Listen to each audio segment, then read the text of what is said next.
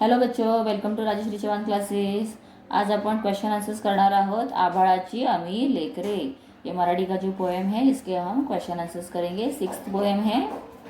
Poem का पूरा explanation मैंने दिया हुआ है, आप वो प्रीवियस वीडियो भी देख लो जिसमें पूरा एक्सप्लेनेशन है।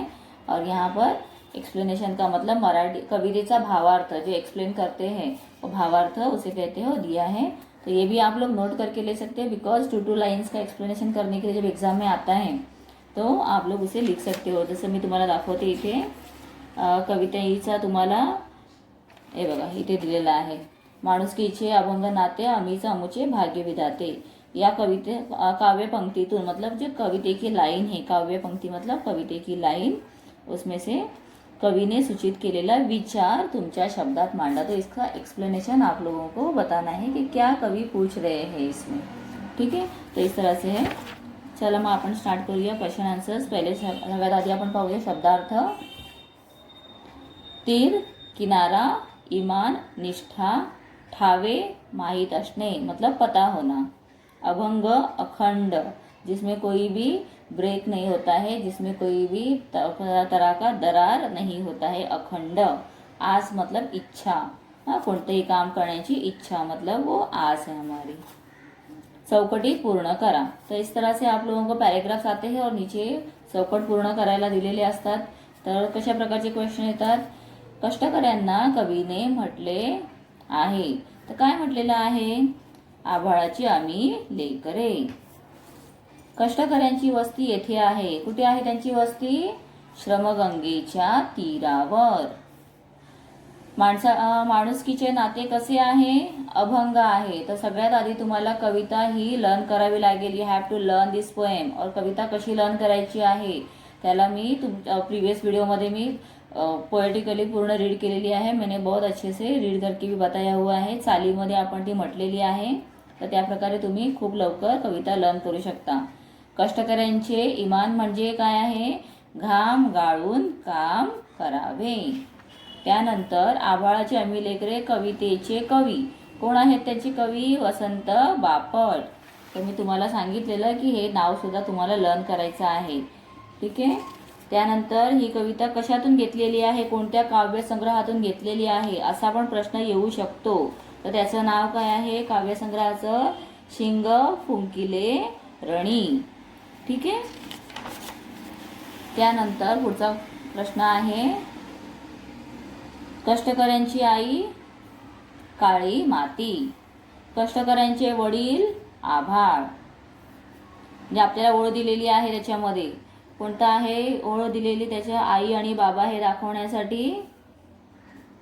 एक मिनिट मी तुम्हाला कवितेतून दाखवते। काळी माती आई, आभाळाची आम्ही लेकरे, काळी माती आई असं दिलेलं आहे ना।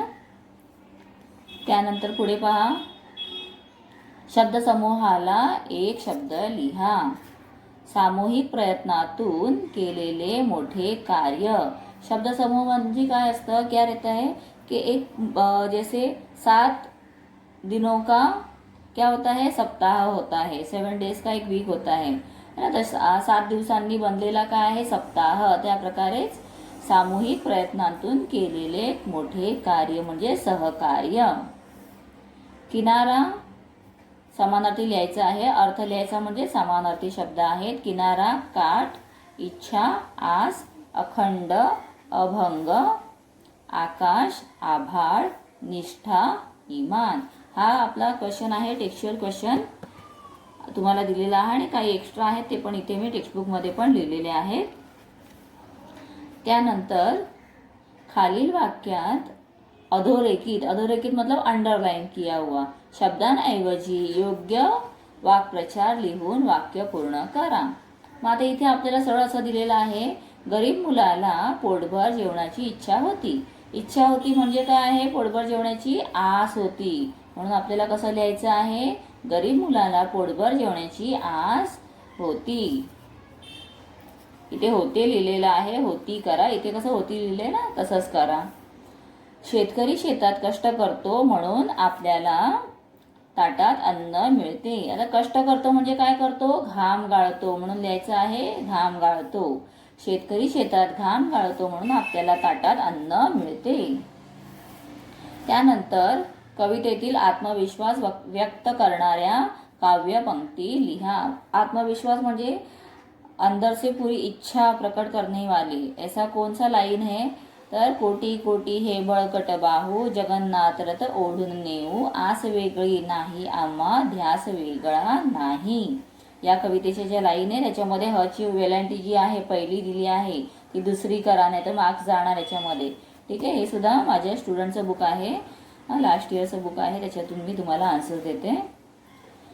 कवितेतील ऐक्याचा संदेश. ऐक्य मतलब क्या है? एकता. हाँ, जब हम सब साथ में रहते हैं, एकता निष्ठा. तर त्याचा संदेश देणाऱ्या काव्यपंक्ती कोणत्या आहेत? जात वेगळी नाही आम्हा, धर्म वेगळा नाही, गाव वेगळा नाही आम्हा, नाव वेगळा नाही आम्हा, गाव वेगळा नाही. आता येथे पण गावावरती हे गा केलेलं आहे ना, चंद्र हा आपल्याला लिहायचा नाही आहे, कारण असं हिंदीमध्ये आपण लिहितो, मराठीमध्ये असा चंद्र दिला जात नाही, तर आपल्याला हे काढायचं आहे. पंथ वेगळा नाही आम्हा, संत वेगळा नाही. ठीक आहे, या काव्याच्या ज्या ओळी आहेत त्याच्यावरून आपल्याला कळते की आपण कसे ऐक्य, आपण सगळे एक आहोत हे सांगत आहोत. त्यानंतर पुढे आहे संदर्भासहित स्पष्टीकरण. एक संदर्भ 2 मार्कासाठी लिहायला येतो.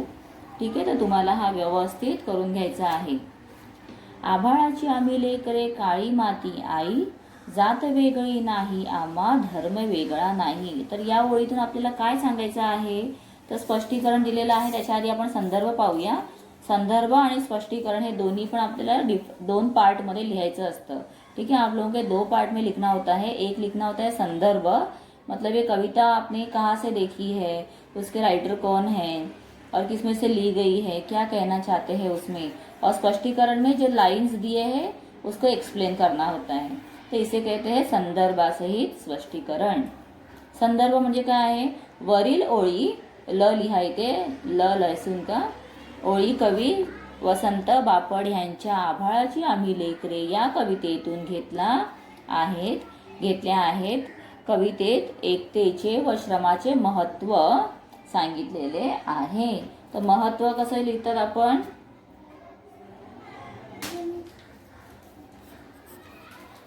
महत्त्व. ठीक आहे, अशा प्रकारे लिहायचं आहे. त्यानंतर याचं स्पष्टीकरण काय आहे पहा, तुम्ही पण अशी पान जोडतात ना. ओके, आम्ही आभाळाची व काळ्या मातीची लेकरे आहोत, आमची जात धर्म आमचा एकच आहे. त्यानंतर एकच मातीची आम्ही लेकरे आहोत. ठीक आहे, अशा प्रकारे याचं स्पष्टीकरण दिलेलं आहे. त्यानंतर तुम्ही सेकंड पाहू शकता, दिला आहे इमान आम्हा एकच ठावे, घाम गाळूनी काम करावे. संदर्भामध्ये always you have to write Vasant Bapat, त्याचे कवीचे नाव आहेत ते लिहायचंच आहे. तर वरील ओळी कवी वसंत बापट यांच्या आभाळाची आम्ही लिख दिया है ना लेसन में, तो आम्ही लेकरे. तो इतना जो है ये इम्पॉर्टेंट है, या कवितेतून घेतलेला आहे. इतना आप लोगों को कंटिन्यू लिखना ही है. कवितेत एकतेचे व श्रमाचे महत्त्व सांगितलेले आहे. सेम आ गया संदर्भ. फिर उसके बाद हम देखेंगे स्पष्टीकरण. उसमें क्या करना है? स्पष्टीकरण या लाईनचा आपल्याला इथे स्पष्टीकरण द्यायचे आहे, मतलब हमें एक्सप्लेन करके बताना है. आम्हाला फक्त एकच माहीत आहे की प्रामाणिकपणे निष्ठेने घाम गाळून काम करावे. त्यानंतर पहा थर्ड दिला आहे कोटी कोटी हे बळकट बाहू, जगन्नाथ रथ ओढून नेऊ. संदर्भ सेम लिहायचा आहे.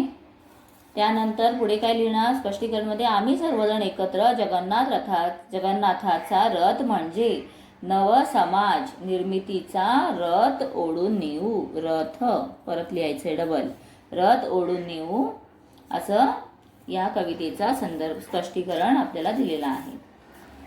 त्यानंतर पहा माणुसकीचे अभंग नाते, आम्हीच आमचे भाग्य विधाते. या कवितेतून आपल्याला कवीला काय सांगायचं आहे ते सांगा. आम्ही आमचे माणुसकीचे अभंग नाते जपतो, माणुसकी हाच आमचा पंथ आहे आणि आम्हीच आमचे भाग्य विधाते आहोत. आम्ही एकत्र राहतो, एकत्र नांदतो व माणुसकीचे अभंग नाते जपतो. ठीक आहे. त्यानंतर जगन्नाथाचा रथ ही संकल्पना स्पष्ट करा. जगन्नाथाचा रथ असं का म्हटलेलं आहे, तर आम्ही समाजात कष्ट करणारे लोकांचे बाहू बळकट असतात. म्हणजे जे आम्ही कष्ट करतो आमचे बाहू कसे आहेत, बळकट आहेत, स्ट्रॉंग आहेत. बळकट म्हणजे काय आहे, स्ट्रॉंग. आणि त्यांना त्यांच्या बाहुबलावर विश्वास आहे. म्हणजे आमचे जे बाहू आहेत ते स्ट्रॉंग आहेत म्हणून आम्हाला विश्वास है. हमें खुद को ऐसे विश्वास है कि हमारे जो बाहू है, हमारे जो हाथ है, वो बहुत ही मेहनत करने के लिए रेडी होते हैं. तर सामाजिक प्रयत्नांतून आम्ही एकजुटीने नवीन समाज निर्माण करू. तो ये जो हमारा समाज है इसे अच्छे से रखना है और ये हमेशा अच्छा रहना चाहिए. तो हमें इसके लिए क्या करना है, सबको एक साथ रहना है, एकजुटीने. ठीक आहे. तर हे महत्त्वाचं आपल्याला इथून विचार मिळालेले आहेत.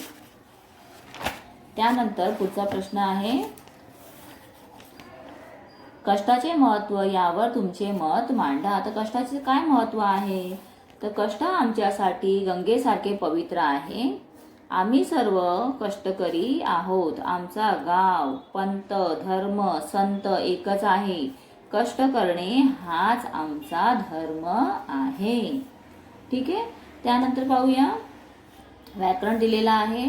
कवितेतील यमक जुळणारे. यमक म्हणजे काय असतं, ज्याला आपण इंग्लिशमध्ये राईम म्हणतो, रायमिंग वर्ड्स. तसं इथे तर तीरावरती वसती. देखो ती वसती. ठीक आहे. त्यानंतर पुढे आहे ठावे करावे. ठावे करावे. त्याच्या पुढे आहे नाते विधाते. भाग्य विधाते, नाते मात्रा 2. त्यानंतर बाहू नेऊ. हे असे रायमिंग साउंड्समध्ये पण असतात. काही वेळेला सेम दिसत नाहीत पण साउंड वाईज सेम असतात. साउंड से वो सेम रहते हैं. विरोधी शब्द, विरुद्धार्थी शब्द. काळी पांढरी. पंढरी कर दिए. प को एक लाइन देनी है, आ की मात्रा. पांढरी. परत लिहिते, पांढरी. ठीक आहे. अधर्म धर्म. सौभाग्य दुर्भाग्य. दुर्भाग्य. इमान बेईमान. सशक्त अशक्त सशक्त. धरणी आकाश. धरणी म्हणजे जमीन, आकाश म्हणजे गगन आभाळ. सहसंबंध शोधा. लेकरे लेकरू. जात जाती. तो इधर क्या दिया था, जात जाती. अनेक वचन किया है ना,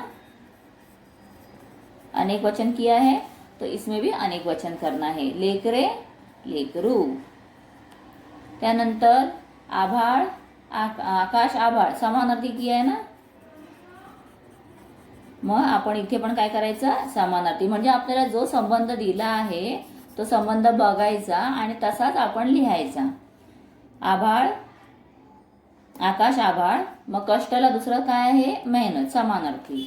त्यानंतर लेखन नियमानुसार लिहा. आता लेखन नियमानुसार कोणती वेलांटी कुठेही आपण देऊ शकत नाही ना, कारण का बघा आता मागे पण मी तुम्हाला ह ची वेलांटी वेगळी करायला सांगितलेली. त्याच प्रकारे इथे माणुसकी म्हणजे एकदम परफेक्ट माणुसकी कोणतं लिहिलेलं आहे तर ते तुम्ही इथे शोधायचं आहे. तर इथे 3 प्रकारे दिले आहे ना. इथे माणुसकी माणुसकी माणुसकी. तर मेन माणुसकी हे पण रॉंग लिहिलेलं आहे, माणुसकी. तर पहिली वेलांटी येणार माणुसकीमध्ये, पहिली वेलांटी येणार. जगन्नाथ जगन्नाथ. बघताना तुम्हाला वाटेल साऊंड वाईज पण एकसारखा दिसायला जाईल, पण आपण लिहिताना जगन्नाथ म्हणजे हा जो आहे तो राईट आहे, याच्यामध्ये हा राईट आहे. ठीक आहे मुलांना. तर अशा प्रकारे वर्कबुकमधून मी सगळे क्वेश्चन आन्सर्स तुम्हाला दिलेले आहेत. व्यवस्थित अभ्यास करा. आणि इथे आपल्याला जे एक्स्ट्रा क्वेश्चन्स आहेत ते ह्याच्यामध्ये सगळे आलेले होते आणि काही एक्स्ट्रा होते ते पण आपण केले. यमक जुळणारे शब्द हे सगळं काही आपलं झालेलं आहे. ठीक आहे. तर तुम्हाला कसा वाटला हा व्हिडिओ मला नक्की कमेंट करून सांगा. कमेंट करके बताइए मुझे. मेरे वीडियोस को देखते रहिए, अपने फ्रेंड्स के साथ में वीडियोस को शेयर करो। सब्सक्राइब नहीं किया है तो नेक्स्ट वीडियोस देखने के लिए सब्सक्राइब भी करो। और कल संडे को मैंने लाइव लिया था तो आप लोगों ने बहुत अच्छा सपोर्ट किया, थैंक यू फॉर दैट। और आप लोगों ने मेरे दूसरे चैनल को Rajesh kitchen end many more को कुछ बच्चों ने सब्सक्राइब भी किया है, तो उसके लिए भी बहुत बहुत थैंक यू। ठीक है बच्चों, बाय।